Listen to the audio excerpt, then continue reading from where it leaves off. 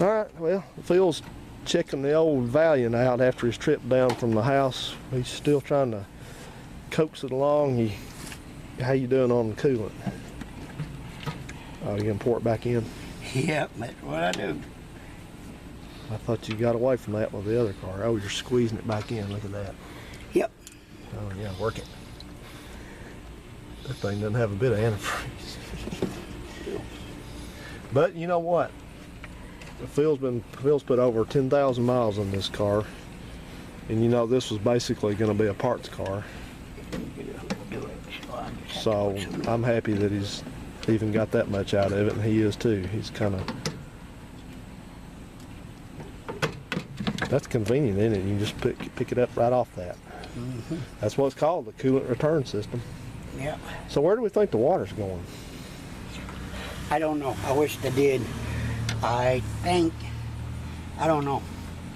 Because whatever comes out of here and goes into here, it don't fill this back up. But what I see is a bunch of stuff here. And that shows me that the cap isn't We just put a new cap on it though, didn't we? We got, nope, that ain't a new one. It's sealing. It seals up though, I think. Maybe it doesn't. Well, maybe I'll try a new cap. Yep. Because I think it's just running out the overflow. Yeah. Because that cap ain't tight at all. Yeah, I see that. It's kind of got a lot of rust stains and stuff. Yep. Glug, glug, glug, glug, glug.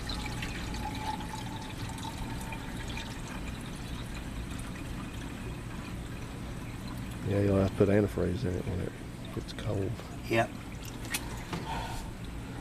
Yep, I'll have to do that.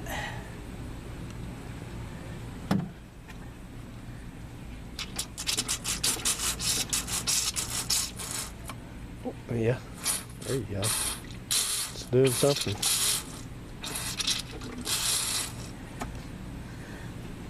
Yep. I got it, didn't it?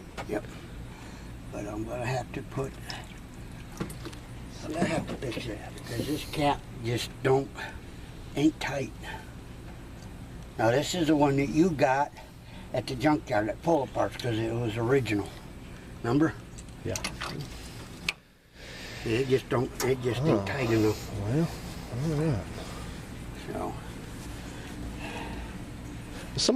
I saw something I wanted to point out, which was a legitimate question somebody had.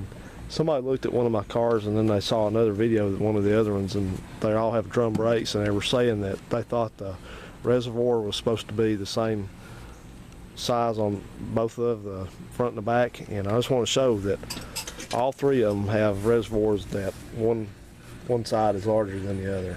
So yep. I think that's correct for drums. How's the oil? I used that much oil just coming here. So it was on full? Yep. So Phil says that this thing will be down a quart of oil by the time it gets back home. So your house is 45 miles away one direction.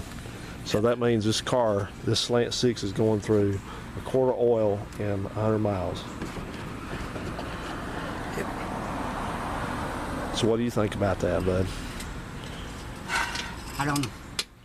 You don't know you don't know what's going on, Phil. Nope. I don't understand either. Well, it ain't leaking the oil and it ain't burning it. I mean, it smokes just a little bit when you first start it up. Because one of Phil's things was keeping a clean engine, so he just worked away at this thing at getting the gunge off the side of it and then replacing the seals for the spark plugs. So as you can see, he's got a little bit of seepage, but that's not enough to explain that because the blocks just got just a little bit of. I love just a little bit. Yeah, he's anal about that. Don't like so, but you know what the bad part is? You got a clean engine and still using a quart of oil every 100 miles.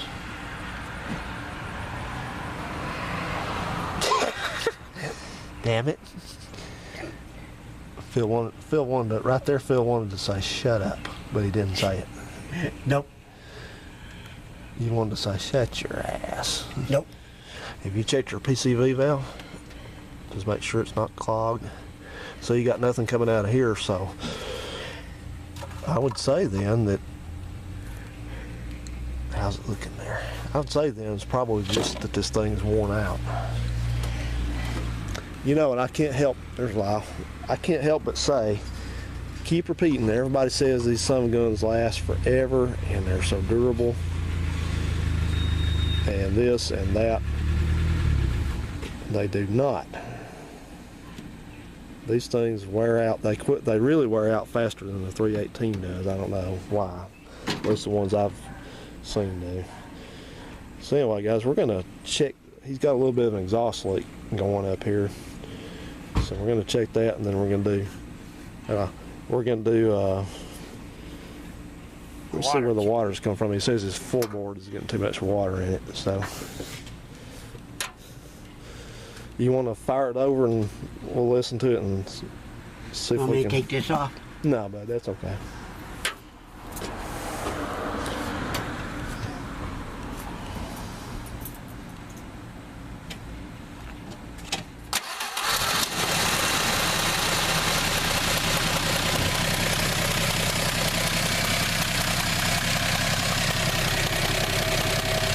Cutting the engine up just up and down just a little bit. There we go. Yeah. Okay. Let me, if you don't mind, let me swap with you.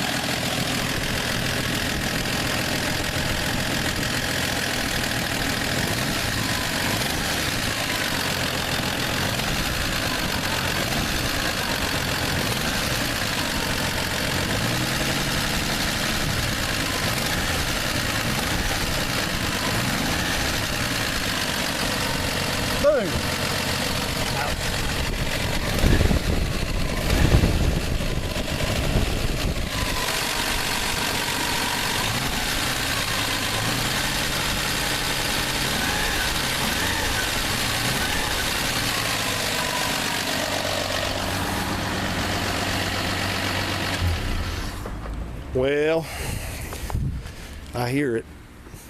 It's right down in the center someplace.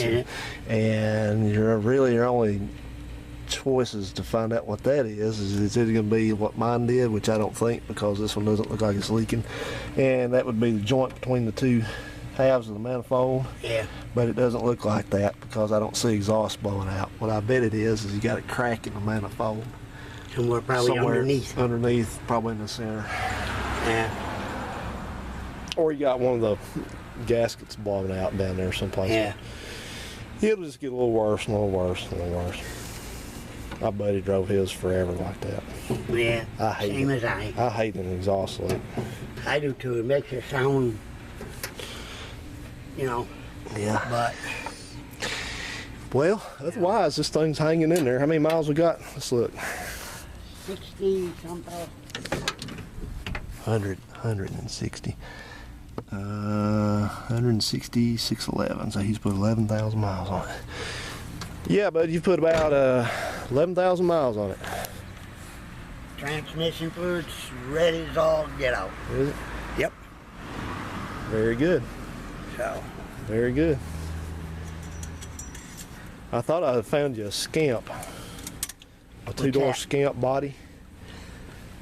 That's, you know, the one that's like this one, but it's a two-door. It's kind of chopped down in the back. It doesn't have a motor in it. It's a 318 though. And if you're interested, I got the guy's number. I think that has it. It was at a car lot. That there wasn't anybody there at the car lot, but I got their number off of it because I've been looking. Is it around here? It's over across the state line in Georgia. Oh. Oh.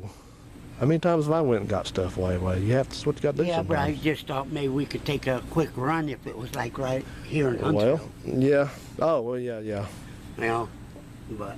Well, I'm going to give his number to you so you can, if you're interested, you can call about it. But the only thing is I wasn't interested in it because it didn't have the options I want on one, but it was it's supposed to have a V8 in it, which the motor's gone out of it. It looked pretty solid. It was a 72. It was a year older than this one. And it had power steering, but no power, two-door, but no power brakes. It did not have air conditioning, so it was equipped a lot like this one. So, Two-door. yeah, you want a two-door. I love two-doors. Don't like 4 doors. Don't know why. Never. In my life, I've never liked 2 doors. Well, that's a lot. Never had a family to, you know, and that, and I just, Yeah. you know. Well, you know, it'd be worth going and getting. Yeah. Even if Looking at he'd take a low price for it. Yeah. I wouldn't give no more than probably $750 for it, because it was not rust free. It wasn't bad. It didn't have the problems this one has. Yeah. The quarter back here looked bad on it. Well, I could take this engine out and put in a tri-pound 318. That's correct. You know. That's correct. I'll give him. I got his number in that car. I'll give it to you before you leave. All right, guys, we're just piddling around here on a Sunday, and we just kind of messing around. I thought we would share what we were fooling with today with you guys. So you'll see this at some point, and Phil's my good old cohort here. He's down here, helps me with my stuff all the time. So we have a lot of fun together, don't we, Phil? Yeah, we do, and I miss it when we don't. Yep, me too. So we are gonna continue to keep this old Valiant propped up and running, and as long as it's gonna run, and until Phil gets to a point where he wants to transition into another one or something. He's kind of like me. We just kind of hang around and just keep what we got until an opportunity comes up. Yeah. It looks good. So, but there aren't many of these around anymore. It's kind of hard to find one. That one I just sold, you know, it went to Illinois. You just don't see it much around here. So I get a lot of people that ask me about this. Do you want to sell it? Yeah. What year is it? Yeah. And this and that, and I mean every time. Yeah. I take it out or go to a gas station, somebody's asked me about it. Yeah. Want to sell it? Yeah. What year is it? Got the Right. Slant Six in it? Yep. Yeah, I used to have one just like it. Well, that's because, you know, these cars were everywhere back then. Yeah, They were back then they everywhere. Back in the late 60s and early 70s, mid 70s, you couldn't, if you stood probably, you know, on a side of a street in a big city somewhere. You'd see 10 of them go by. That's right. You'd see them everywhere. People, you know, it's you say this, but people that weren't around back then, that weren't born yet, they kind of, these look like a curiosity, you know, they're just something interesting that you don't see anymore. But back then they were like standing on this street and seeing a Taurus or something go by. You know how many of those you see and you don't pay attention? They were just everywhere. Every color, Slant Sixes, 318s, everybody, you know. Another car that you've seen a lot of was Novas, old Novas. Yeah. They were all over the place. And stuff like Impalas and LTDs and stuff, that's what people drove back then. Yep. And So- that's what people like today, Yeah. you know? Yep. They like them today still. You drove what you had back then. Yep. You know, if it looks like this is not a very fancy car or a very nice car or whatever it is, you know, not a lot of stuff Back on it. then, That's what it was nice. It was. And I was telling somebody in another video about my car, I said something you may agree with, that this was considered a compact car, and you know how this car has no options on it, basically? Yeah, it ain't got nothing. No, nothing on it. And that's the way people tended to buy these cars back then, because if you bought a nice car back then, if you wanted a nice car, you bought like a loaded LTD or a Caprice or a Thunderbird or something like that. That would be usually something that had like maybe air, right. or an FM AM radio. That would be fancy back then. But when they bought, You know? right, and when they bought these cars, they were just buying a cheap car. Right. They wanted something to get them around and It back. had an AM radio, no air, no power, nothing. It was a plain Jane. That's why I was saying you don't see, especially one that's a little bit older like mine, Valiant. You didn't see air and stuff like that on them very much. You could, you might see one that The somebody only just loaded. time you would see somebody that air, and it even came from the factory that way. They put them on in the factory Yep. with air, and it was a unit that got bolted underneath your dash. It was kind of like these here mobile homes, Yeah. you see, older ones with a big old air conditioner on the top. Yeah. It was about that wide, about that long, had 2 little vents on it that blew out the air. That was your air conditioning back then in the old days. Yep. That came if you ordered it. Yeah. You had to order it with air, and that was what you'd get, bolt under the dash. Now this one, a little bit later on, this one Now you could get this car factory air conditioning. They built it with it at the factory. But what a lot of what you're also talking about is if somebody went to the dealership and they found this car, they bought this car off the lot, but they said, well, we want air conditioning on it. And they would put those kits on them for them. Before they picked it up, they'd say, well, give us 2-3 days and we'll put air on it, and it'll be, but it was not the in dash. Right. Yeah. It was under dash air. That's right. Yep. All right, guys. Well, we're gonna get in here, and Phil's gonna run the hose, and I'm gonna see where some water comes out at.